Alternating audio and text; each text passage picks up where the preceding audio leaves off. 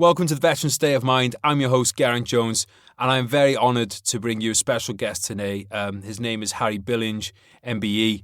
Harry was a commando sapper who fought ashore at Gore Beach on D-Day. He fought through Normandy, fought on the Rhine. He fought all the way through to the end of the war. Goes without saying that he saw an incredible amount of combat, lost a lot of friends. And now Harry is doing everything in his power to keep the memory of those people alive. He raises money for charity. You will have seen him on TV before. I'm sure you will have heard him on the radio. It's a real privilege to have him on here with us. I'm not going to go into any more preamble today. I want to get straight into it because this guy is a true hero and an absolute character of a bloke, and I am extremely honoured to have been able to have a conversation.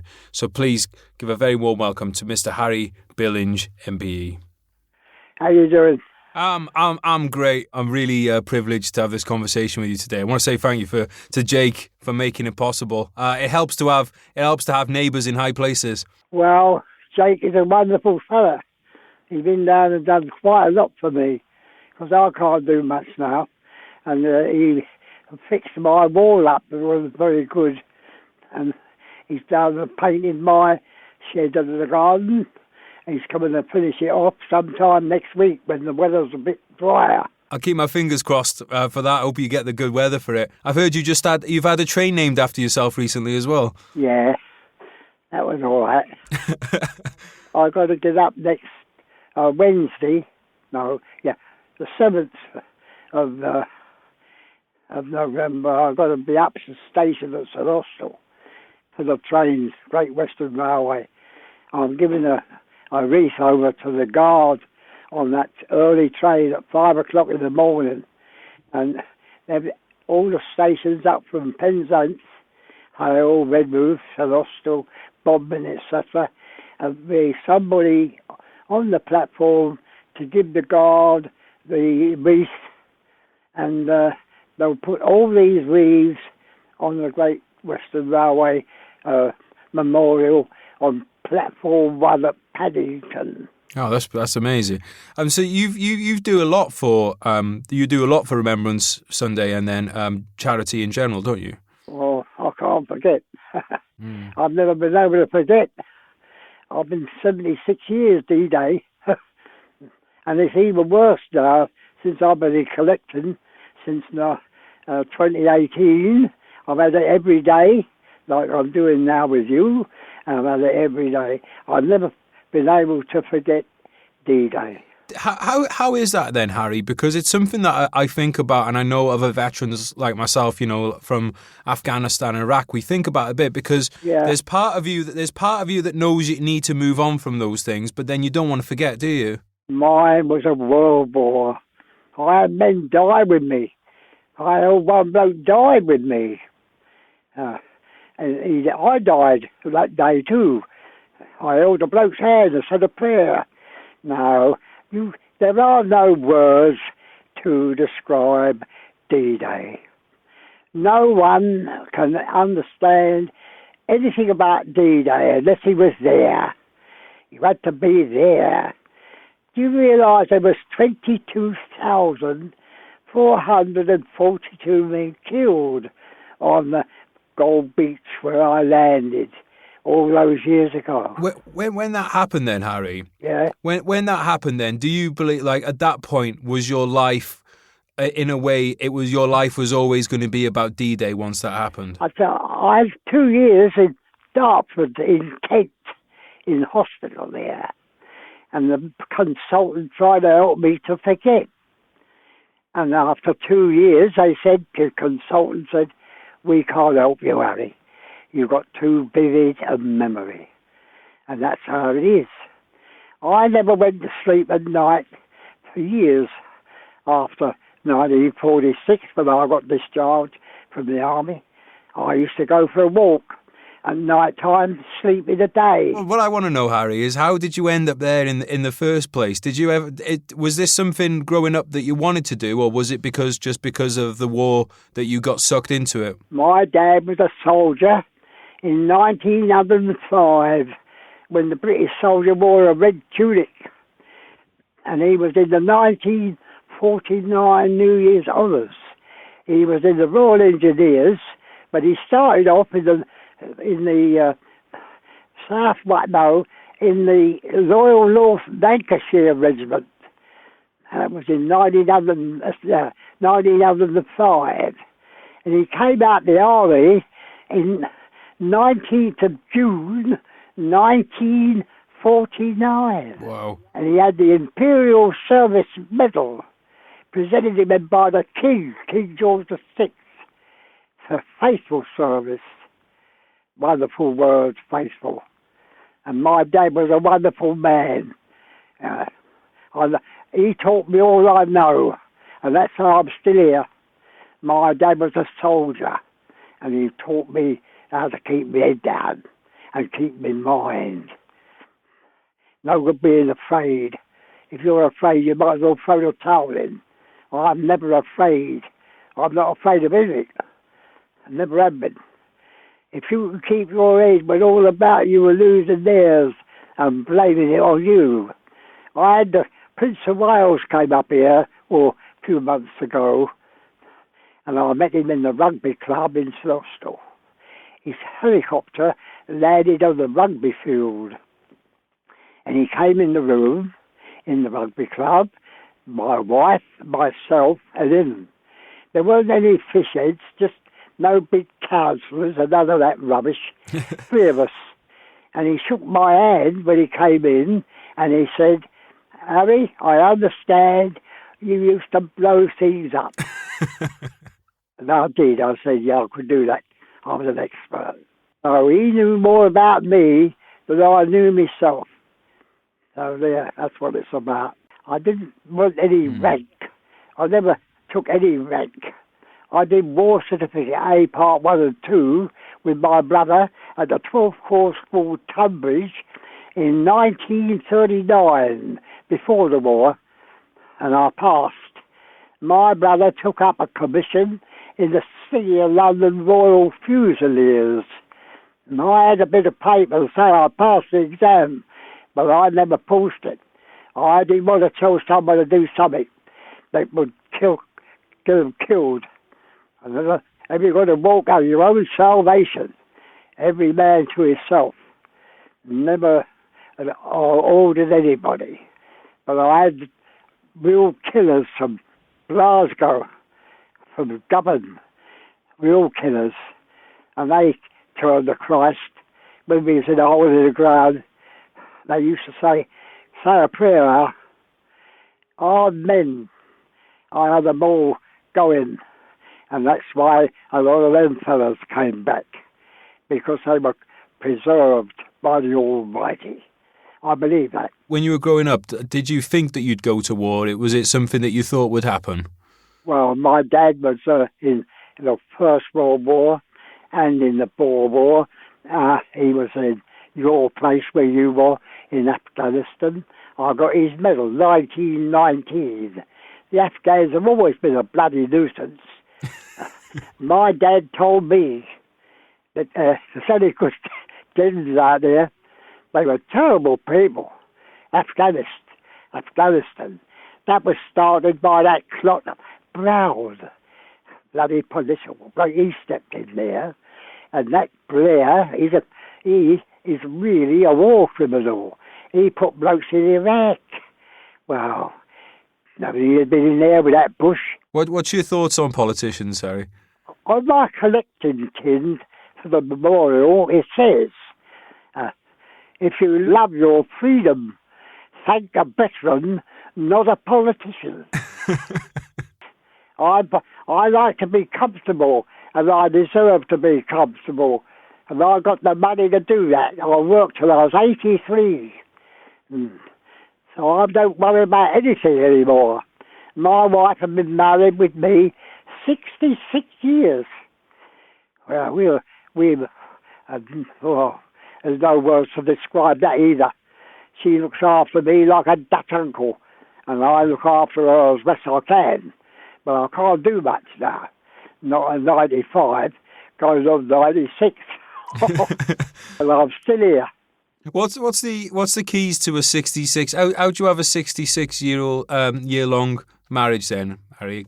Being understanding, being kind, being faithful. That's all it is. People overcomplicate it, do you think? There's nothing complicated in marriage. It's a give and take. Mm. These people don't last 5 minutes because they take, but they can't give. Mm. Me, I'm quite satisfied. I've no regrets at all. I've no regrets for marrying my wife, and I've no regrets for being with them brave men.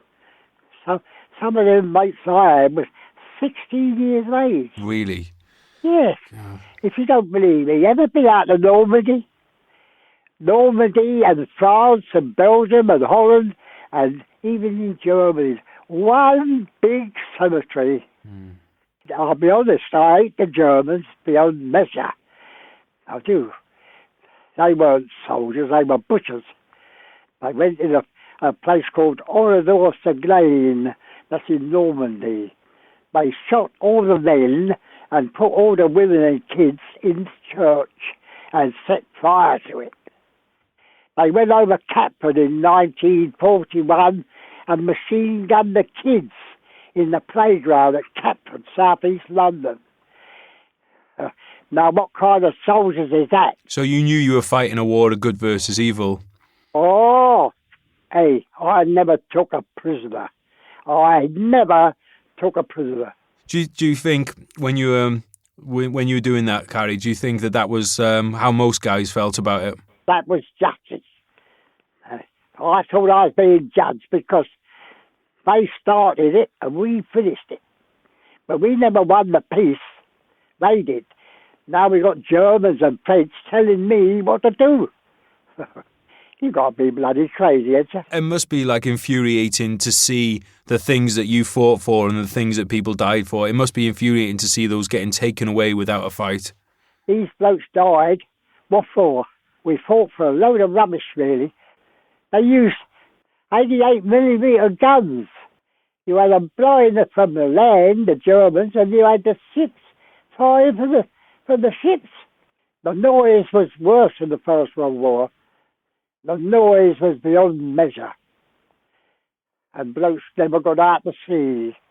The sea was red with human blood. How did you and the guys, when you knew you were going to be involved in that, you knew you were going to be these people that were coming against such hard defence? Nobody told me anything, only my dad, and that was, keep your bloody head down, and that's what I did. You got to keep your head. No good getting afraid. There was terrible goings on, but you've got to keep your head. That's what I did. Can you talk us through what happened on D-Day with you? Liberate France, Belgium, Holland, and even freed the Germans, didn't we, in the end? But as for you guys in your, because you were a commando sapper, right? Yes. So did you guys have did you have a particular? Well, yes. Mission? Many an officer said to me, "What's your job?" I said, "To kill the enemy." That's what we did. He was the enemy. Did you hate the enemy before you got to France? I didn't like them because I'm talking about 1940 when they come over every night bombing London, and then they come and machine gun those kids in Sandy Road School. They ain't bloody war. That's murder.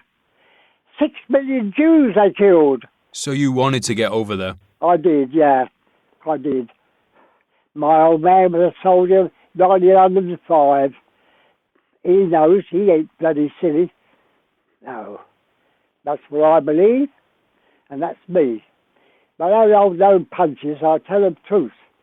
And if you tell the truth, nobody will like you. They know truth incarnate to a cross. So why should I worry? I don't worry about anything. I like you, Harry. I like you telling the truth. Well, I tell the truth. But you mustn't tell the truth. You get put in prison. They won't stand that. That's called racism or something other stupid. But you mustn't tell the truth. For God's sake, you start talking the truth, you'll be in trouble. Do you ever feel that being at war is more simple than being in the peace that comes after it? There ain't no peace. What are you talking about? There's been no peace since the war finished. They're still killing one another. You had Iraq, your mob, Afghanistan. I tell you, they're all bloody mad. So you don't think that people can live at peace? Never been. You know that. They're still killing one another. You put the news on there, you'll hear all about it everywhere. These Iraq folks are having to go at everybody. There's the Muslims against Christians. What a load of bollocks! Why do you think it is that way? That's people. That's the evil in men. There's also a divine spark in a man that needs fanning to a flame. They're all bloody crazy. The only sane blokes are blokes like me, old age pensioners. They've been through the war if they wanted the army. And they know what it's all about. You took your life in your own hand. Every night they bombed you. But we're still here. And thank God for that. But I'm able to do what I do with a memorial is all I do.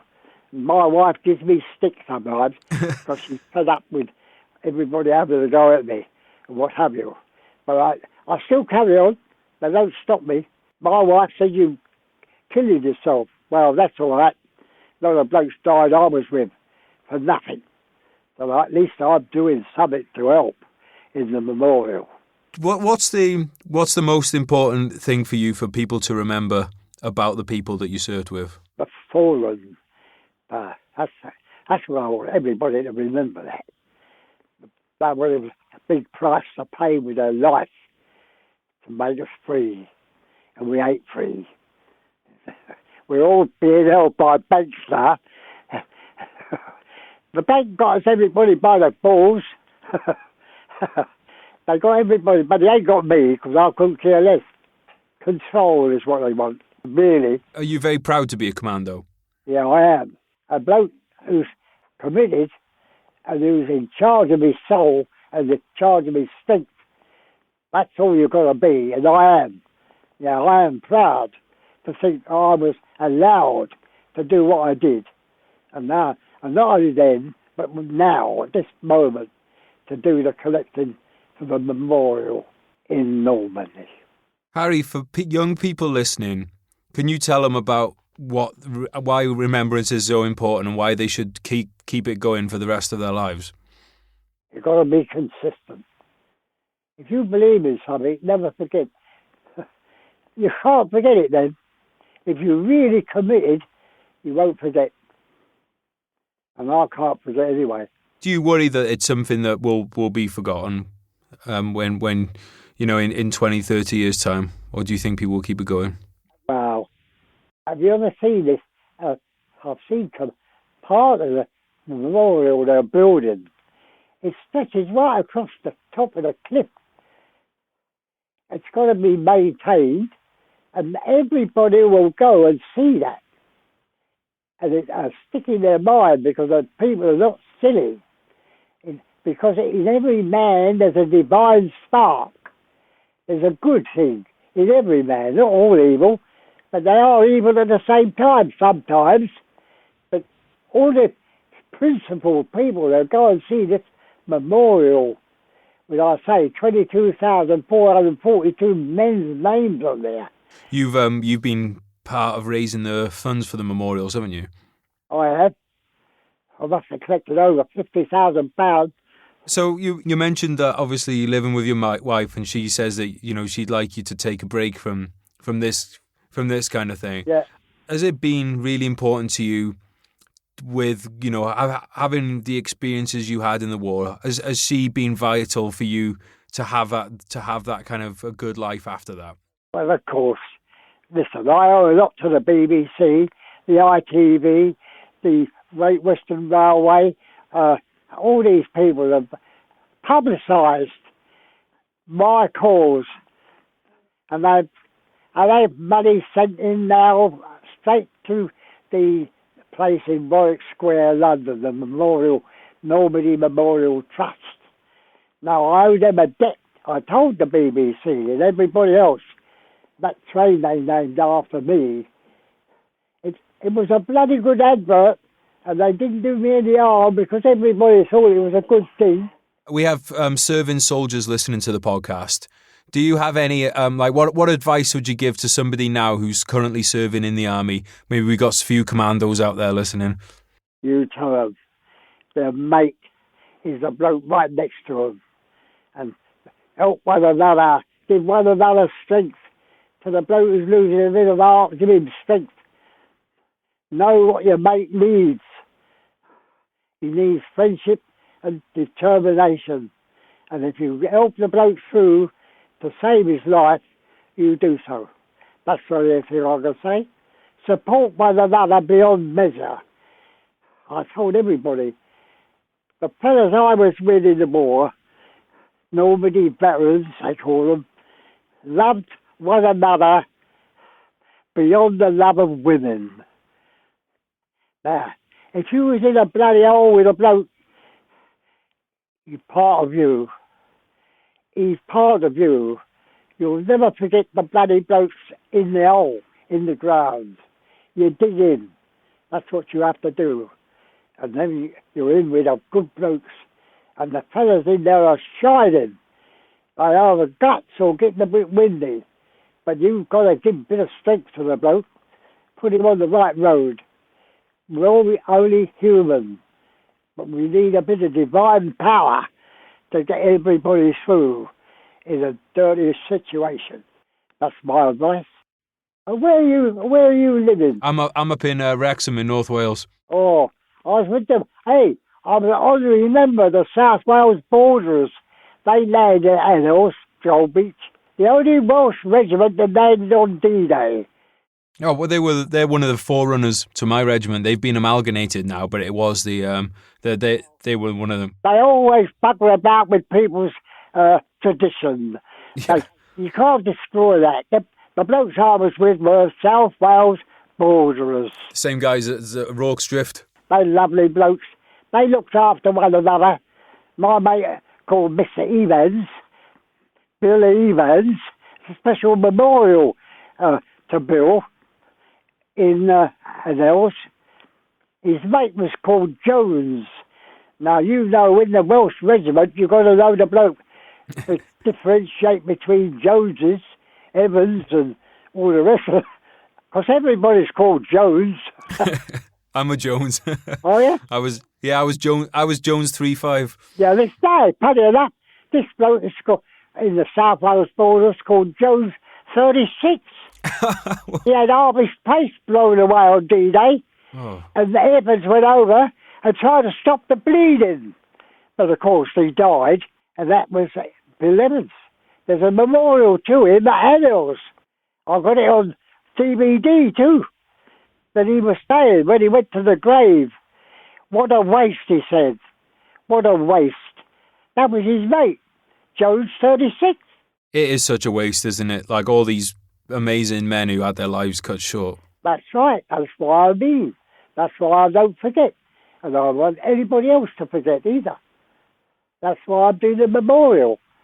That's why I do it. You have these memories, because the thing is, Harry, people, you can see name, I live in a village where, there's names on a memorial and you see those names, but it's so important to hit, like you were just saying about Jones and Evans there, that it's, every one of them is a story. Every one of them had hopes and dreams, and every one of them had a family. It's not just a name on a memorial. These are real people who had real lives that were cut short. Well, we can't do much about that in the war. A lot of people get killed. And, some don't, some slip back. But I can't forget about it. I have never tried.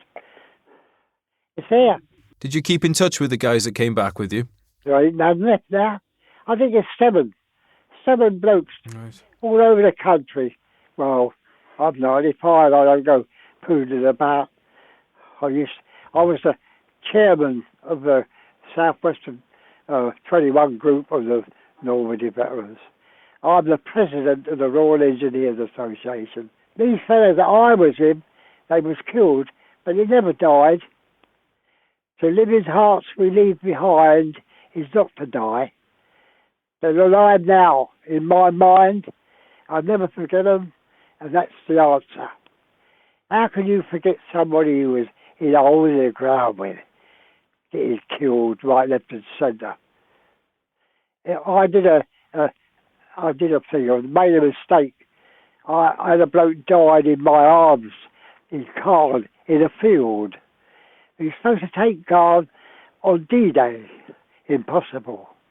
It took 6 weeks to take guard in the field, and the RAF come over and bombed the wrong field.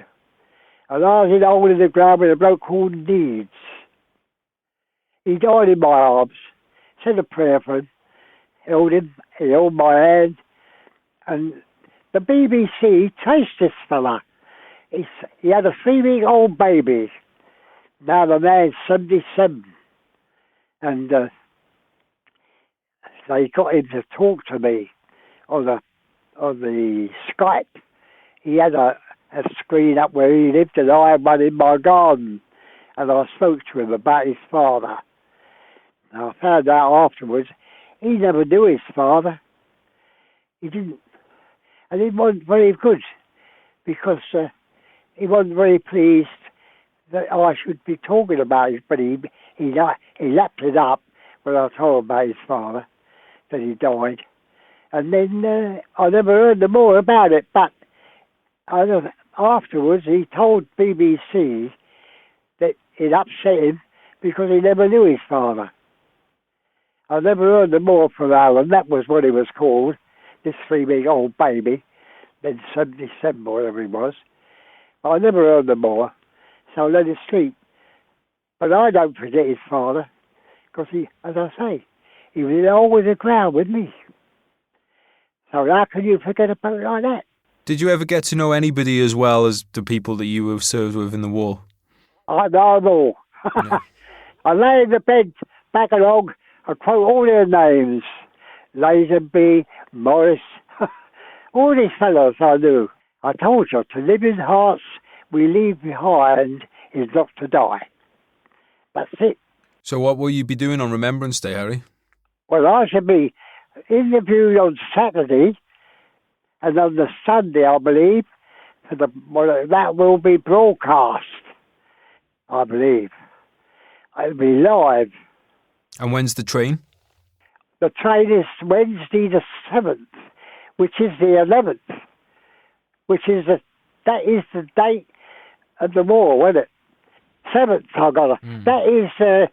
That's the train. I'm taking it up to the station, and they'll take it up to Paddington. That's to do with the railway, Great Western Railway. What kind of work did you enjoy doing after the war? I worked till I was 83. What kind of work? Well, believe it or not, I was the finest hairdresser in Cornwall. Really? Yes. Wow. And when I went to funerals for the Normandy people, being as I was a chairman, I thought, I'm going to do this job, because they used to make a right cock-up undertaker, so it's a job, no committal at all. I did the service. I knew the bloke in the coffin. I took up the funeral directing. That's what I did. And I did it properly. Never had to pay some clergyman to come and tell about the bloke in the coffin. I knew the bloke. I could tell them. And everybody's relations delighted. I told the people they never knew. See, they didn't know what happened. So I used to talk about the bloke in the box, in the coffin. And that was wonderful for them. Yeah, you knew in a way that they didn't. By the way, at Falaise, 21,000 Germans went in Falaise, but the first battle of the war. Eisenhower went there and he said it was impossible to walk in Falaise without walking on human flesh. 21,000 Germans went in there and 60 came out on their feet. It was called the Falaise Pocket. If you try to take up, have a look at it, you'll find out what I'm telling you. No, I remember reading about that. So well, there you are. Yeah, it was. So you were involved in that, were you? I was there, card, and leveled car, there was nothing, a car levelled it, which made it very difficult because the Germans were hiding in bomb parts of the buildings. Hand to hand fighting there, mate. Use your knife. You've got to get close to the bloke before you kill him, and then you've got to live with it. It's all very well these people are full of bullshit. There's no glory in war, no glory at all. You had to do it. It was either them or me. And I made up my mind it wouldn't be me. I just carried on. Whatever happened, I'll be there. Don't worry. Did you ever see people that didn't think like you? Did you ever see people that did try and escape? Well, I don't have silly people with me. Never had any silly people. They knew me as a straight bloke. I never asked anybody to do anything I wouldn't do myself.